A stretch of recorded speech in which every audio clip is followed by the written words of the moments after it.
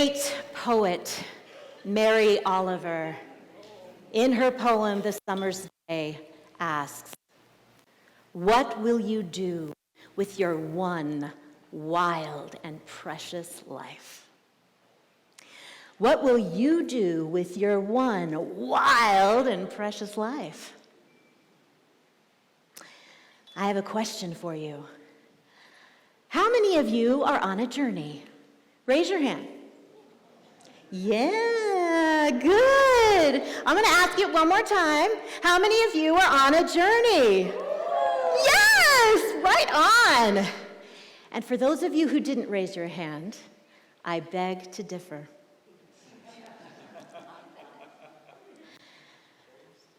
13.8 billion years ago, life loved itself so much, so wanted to know itself, so wanted to express and experience itself. There was a big bloom. And all of creation happened. The stars, the waters. It's been blooming ever since. And you are part of that big bloom. All of life is experiencing and expressing itself through you, as it only can through you. You are unlike any other being in the universe, ever has been, ever will be. Take that in. All of life is experiencing itself through you and as you. Now, if that's not an epic journey, I don't know what is.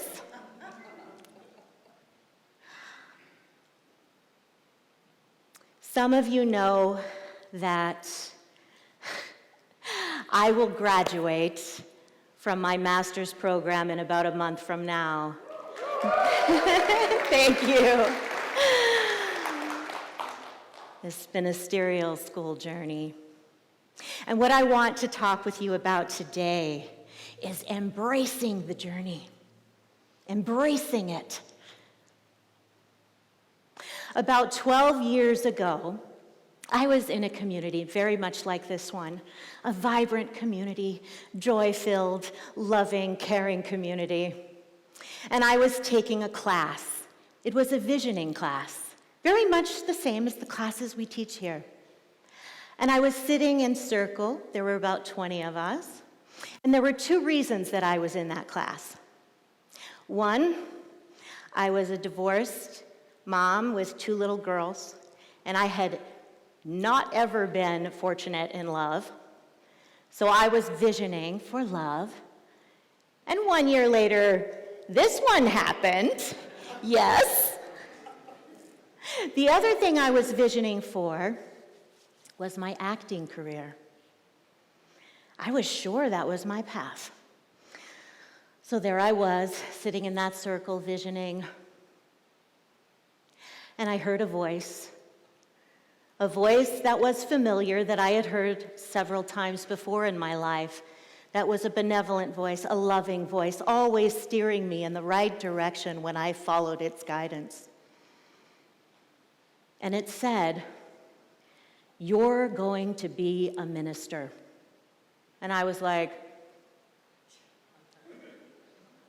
I must be catching someone else's vision. I'm going to be an actress. It took me 5 years to answer that call, to take it in and say yes to it. 5 years later, what happened was I had been on a long journey of healing my life, healing old traumas, wounds. I talked a little bit about that in my last talk in December. And I had a spiritual experience, a powerful one, that when I came out of it, it felt as though all of those traumas, all of those wounds just left me.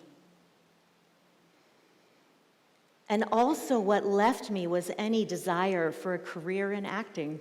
It was gone. All I wanted to do, when I came out of this, it was immediate. Cliff was with me when it happened. was I knew I wanted to help people heal their lives so they could thrive in joy, in love, in liberation, in creativity. It was very clear for me at that moment. I said yes. I embraced it, my soul's intention. So I've been on this journey now ever since. And once I said yes and committed, made the decision, both feet in, I started gathering everything I needed, started to learn what did I need to do to be a minister. I became a practitioner, and I entered ministerial school 5 years ago. That's been a long journey in school, I'll tell you that. Whew. So 2019 in the fall is when I started. I was so excited then. I was so enthused. I remember reading all of the class offerings, way more than you had to take. And I thought, I'm going to take everything. I love all these classes. Let me tell you, 5 years later, no way. Inevitably, on our journeys, well, maybe not inevitably, I won't say that. Let's just say often. The best of journeys offer us the opportunity to transform our lives. The best of journeys are transformational ones. And what often happens on our journeys is we are met with challenges, we're met with obstacles, we are met with things that we think shouldn't be there. We even sometimes think, maybe I was wrong.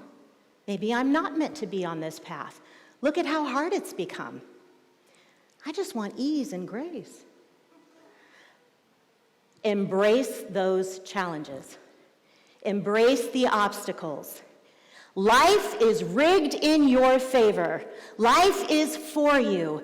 Those obstacles, those things that get in the way, those challenges are for you. There is gold in it. There's a gem in it. Even if you can't see it, it's there.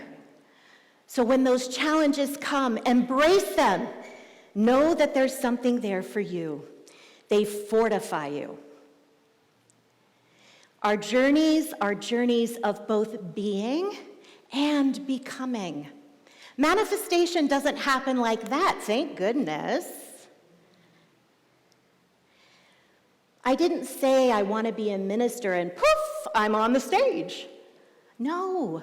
We need to go through these journeys to grow ourselves, to become the people we came here to be. When you came into this life, you came coated with the seeds of your potentials and possibilities. You came with everything you needed. Those challenges ignite those potentials that are already within us, those potentials that need to be alive and realized to take our place on purpose with who we are called here to be. Embrace those challenges. Think of it like the diamond. Now, the whole thing about coal, that's a myth, but what's true about diamonds is that they are created by the most intense pressure and heat.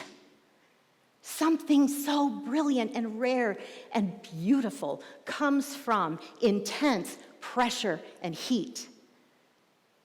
Remember that when it gets hot, when there's pressure, that diamond in you, unlike any other diamond, is being created, is being formed.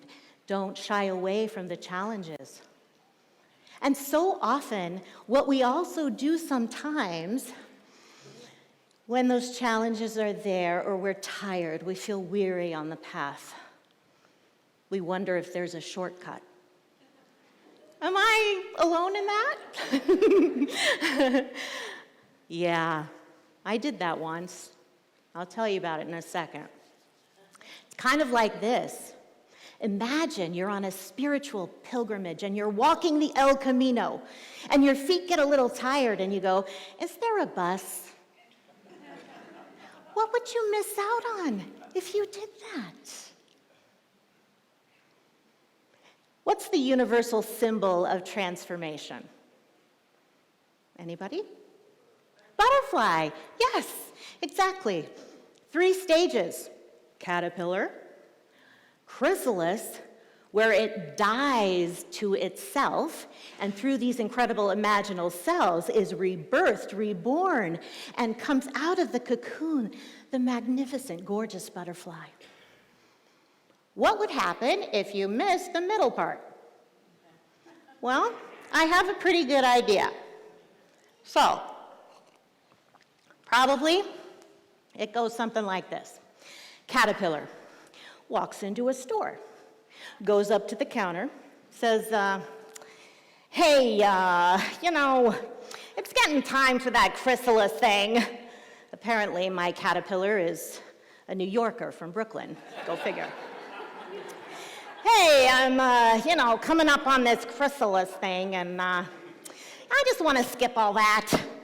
You got any pair of butterfly wings in the back you could just sew on me? Okay, now imagine that caterpillar, sewn wings on its back, lined up with other butterflies. One of these things is not like the others, right? That is a fake butterfly. That caterpillar did not go what it needed to go through to be the butterfly. So, I did this once. This is 24 years ago now. I was in graduate school for acting and approaching graduation. And for actors, one of the most important things for you to do if you're going to go into TV and film is to become a union member. And the reason is you want to be getting into the union films and TV shows, the ones that pay well, the ones that really grow your career. So getting into the union in the States, Screen Actors Guild, we call it SAG. Interesting, but anyway. SAG, we want to get our union membership, that card. It means the world to an actor. In a way, it means like freedom. I can now go for those big jobs. It takes years for actors to get that card. And they get it on their merits by being good actors. Here's the situation and why it takes years. You want to be in a union show. But in order to be in a union show, you have to be a union member. In order to be a union member, you have to have been in a union show. Catch-22. So there's all these creative ways that actors get noticed and are brought into the union. When I was about to graduate, there were 6 of us in my class, the Screen Actors Guild went on strike. And they needed people for their picket lines. And so they announced to us, if you are willing to walk 100 hours on our picket lines, we will give you your union membership. We will give you that card. Oh, wow, I thought pennies from heaven. This is like amazing. Now, this was 24 years ago. I didn't have the same level of faith that I do now. I didn't understand how the spiritual laws worked. This was before I took all these classes and learned. I was in a lot of fear much of the time and anxiety. I didn't trust myself. And so, even though there was something in me that didn't feel right about it, I went ahead, walked the picket lines, got my card, and as soon as I got my card in the mail and I was holding it, my heart sank. I felt like an imposter. I felt like that caterpillar with the sewn-on butterfly wings. And it stayed with me. It hurt me. It hurt my career, my confidence. Anytime I went into a job, that was with me. I don't really belong here. I encourage you, as you embrace your journey, not to take shortcuts, or at least tune into yourself deeply before doing that. And the other piece about embracing your journey is embrace yourself. Love yourself through. Be kind and compassionate with yourself. How is your self-talk? Do you encourage yourself? Do you say, "Atta girl, you did good today. You did your best"? And when you fall down, because inevitably on the path you fall down, I don't know any babies who go from crawling to walking without falling down. That's part of the journey. You've got to be willing to fall down a little bit. You've got to be willing to look a little foolish. That's part of our growth. Be kind and surround yourself with a team of people who love and support you. Stop supporting, investing in anyone who doesn't have your back, who isn't saying, "Yes, you've got this, I believe in you, you can do it." We need each other. Forget all of that individualism stuff. I know it's important, but I don't believe we can become ourselves fully without each other. Surround yourself with a team of people who love you and who you love. It goes both ways. The beautiful reciprocity in that.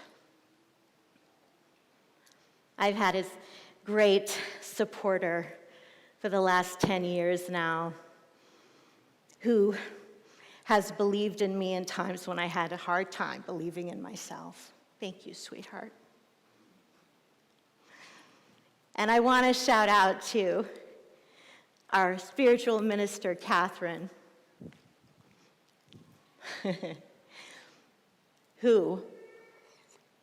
so I'm in the part of my journey right now where I'm taking 10 3-hour exams each, showing that I've mastered the pieces of this program to be a minister. And when I sat with Catherine and I run the women's circle together. Just a little shout out. Hope you'll be there Saturday. And we were sitting together, and I told her, I need a proctor for my exams. I got to take it on Zoom, and I need somebody across from me, making sure it's all legit. And it needs to be a minister. I don't know why they wouldn't just let my husband do it. Go figure. And I shared this with her, and she, without blinking an eye, she said, "I'll do it. It's mine to do." And so Catherine has spent 15 hours with me, taking 5 of my exams. 5 are done. I feel I'm at the top of the hill. Just 5 more to go. Yay.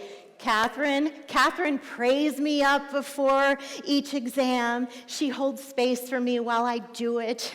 And afterward, she gives me an atta girl, and we also have a good laugh, because inevitably there was some point in that exam where I was making a crazy face or a crazy posture, something. So we have a good time, and it's meant the world. Thank you, Catherine.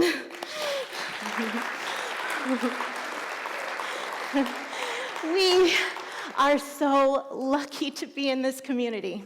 We are so lucky to have each other. Oh my goodness.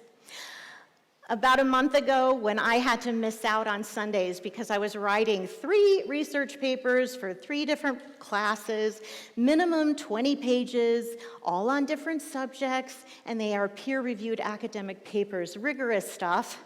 I had to take everything off my plate to do it, and I missed out on coming. I even missed out on date nights, missed out coming here on Sundays. And every time Cliff came home, he would share with me the sweet, kind messages from people here who were asking about me, how I was doing, and cheering me on. I cannot tell you how much that buoyed me up and helped me keep going and helped me to finish those papers on time. It meant the world to me. We need each other. We are so lucky. This is a profoundly loving and joy-filled community, and a powerful one. And if you're sitting in the community and you're feeling lonely, you can feel it around you, but it almost feels like there's a glass wall. I've been there. If you're feeling that, I promise you, it's just old stuff. It's just old wounds to be shed. I encourage you to reach out and connect with someone here. I promise you, you will be met with kindness. The other thing Embrace a growth mindset. This is a journey of growth. Embrace your brilliance and your imperfection. No one is perfect, and if you are chasing perfection, you are hurting yourself. Don't do that to yourself. There's nothing interesting about perfect. There's nothing alive in it. There's nothing rich and joyous in perfect. It's dead. It doesn't even exist until you pull back the lens way, way back and you go, it's all perfect. Yes, we can stand in that place, but don't put that on yourself. Embrace yourself as the unique being who you are. Be the participant in life. Be in the arena. Embrace your journey. It is yours to have. It is so special and magnificent and majestic. Be in the arena. Theodore Roosevelt, maybe you know this, wrote The Man in the Arena. And I want to remind you of this today, although we're going to speak it a little more gender inclusive. The one in the arena. It is not the critic who counts, not the person who points out how the strong one stumbles or where the doer of deeds could have done them better. The credit belongs to the one who is actually in the arena, whose face is marred by dust and sweat and blood, who strives valiantly, who errs and comes short again and again, because there is no effort without error and shortcoming, but who does actually strive to do the deeds, who knows great enthusiasms, the great devotions, who spends their self in a worthy cause, who at the best knows, in the end, the triumph of high achievement, and who at the worst, if they fail, at least fails daring greatly, so that their place shall never be with those cold and timid souls who neither know victory nor defeat. You are in the arena, my friends. Say yes. Embrace it.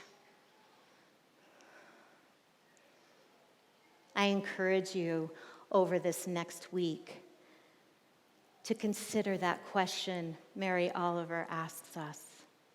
What will you do with your one wild and precious life? Embrace it. Embrace it all. Yes. Thank you. I love you so much. Thank you so much.